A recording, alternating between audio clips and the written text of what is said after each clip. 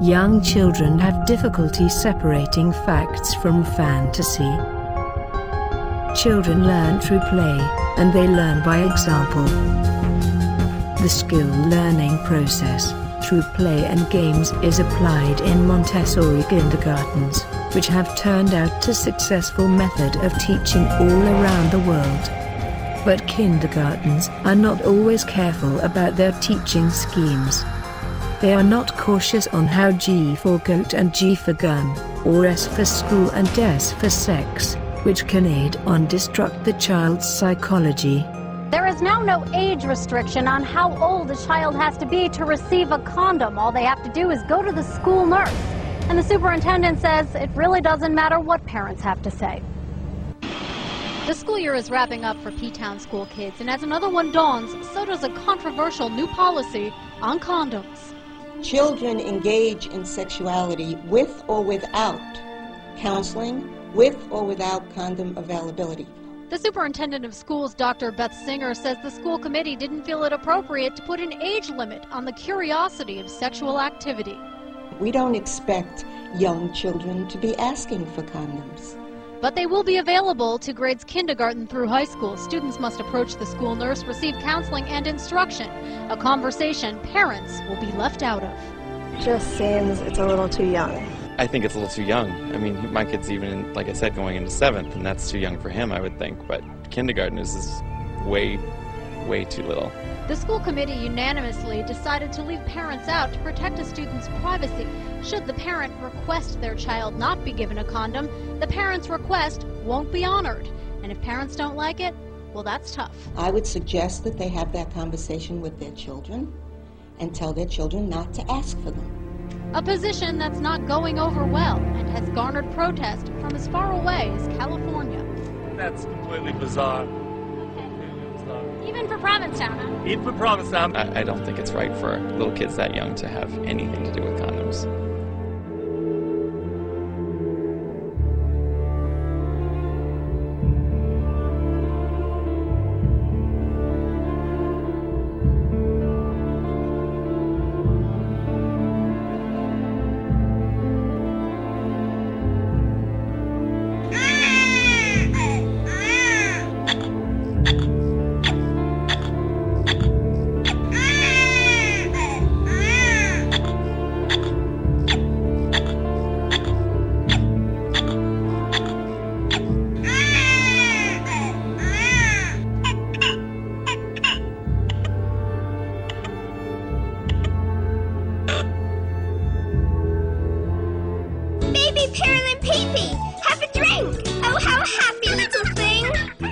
He's laughing. He'll start laughing when you tickle him. Let me do it. His little willy moves and he's done a pee-pee. Dad! Pee-pee. You're going to laugh Naughty, with him. naughty, With naughty. baby. Let me break this commercial down to you. You can see from the start of this unclassified video that a gay man with a fake French accent comes wandering in, while two little girls are playing with a baby doll. Look at the excitement in his sinho eyes when he starts to hungerously gaze at the fake babies we wankus. The guys use little girls in the video to make this product look like it is for little Anna and Julia, but what mother would really want their 3-year-old playing with a plastic Satan stuff? The video uses a French accent. Why? Because French is spoken within the gay bathhouses, so when they hear a man with a French accent, their little gay radars go off and they know the item is geared towards them. The man in the video shows you how to tickle the baby. Looks like he has done this before, because babies become aroused when tickled, and homos know this. Once the baby is tickled, it shoots baby tadpoles in the man's face. This is a favorite act with the gays, when they perform mouth sex acts on young children. This toy is nothing more than a doll that allows gay men to have their secret fantasies, while they have their little gay parties in places like Homelwood and San Francisco. 35-year-old engineer Tabo arrives home. It's not his wife or girlfriend that's waiting for him. They are love dolls or sex dolls, neatly and quietly sitting on the sofa in his living room. He says to them, "Hi, I'm home." Some may think it's a bit freaky, but Tabo says he just cannot love real women. Tabo is one of the increasing number of Japanese men who have given up on dating or marrying women in the real world and turned to these dolls for love, affection. Her name is Koyuki, and she's one of more than 20 super realistic sex dolls displayed in this showroom. A metal skeleton and 35 joints inside her allow her to move like a real woman.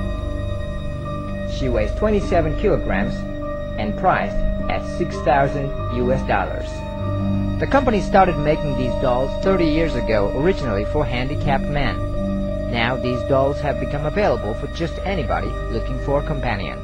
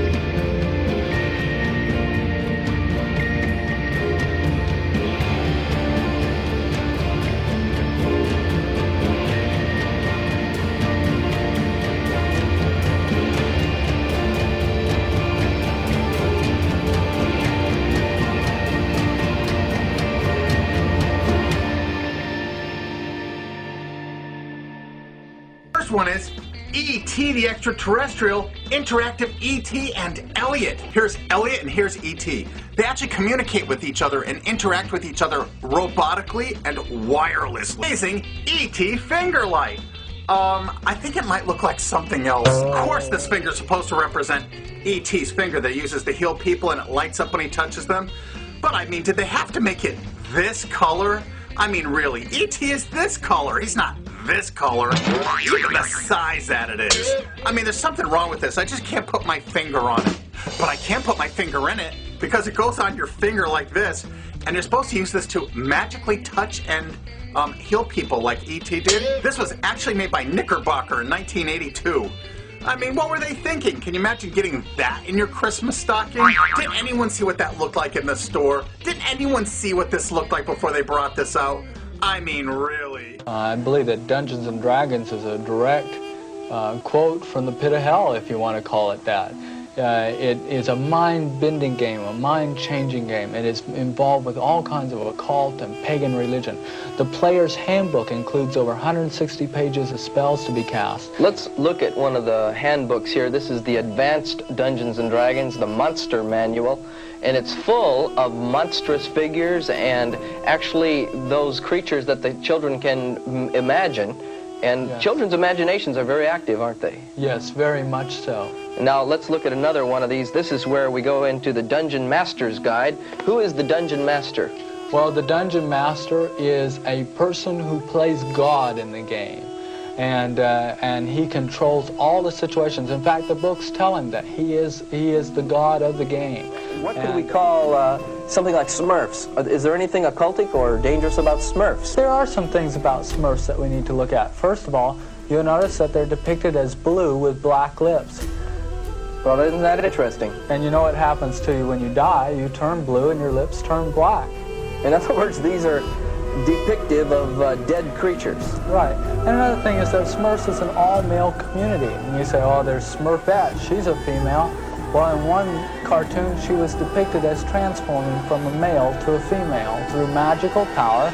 And so the only female in the Smurfs is transformed from a male. She was not born a female. No, what you're telling me then is that even Smurfs carry a homosexual connotation in that most of them are male. Let's take another look at Smurfs. Because the Smurfs cartoon, the whole storyline is that the Smurfs get in trouble.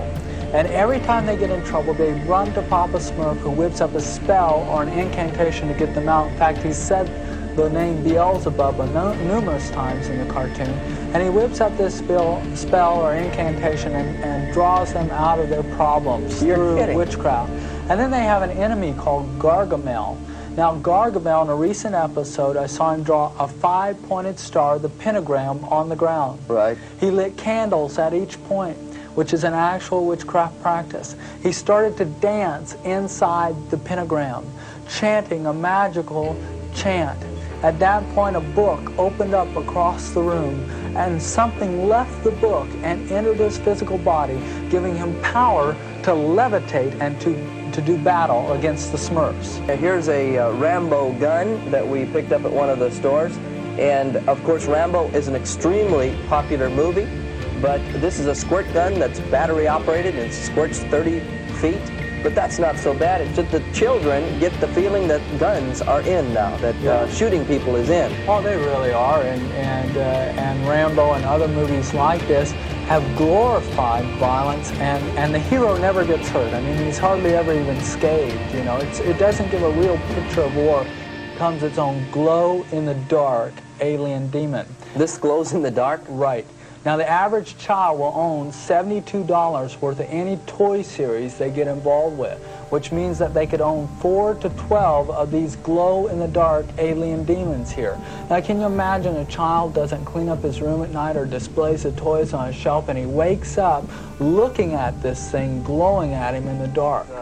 The infaceable mystic warriors of change, and the faces change in these, don't they? Right. Right. It's a man-to-beast combination again.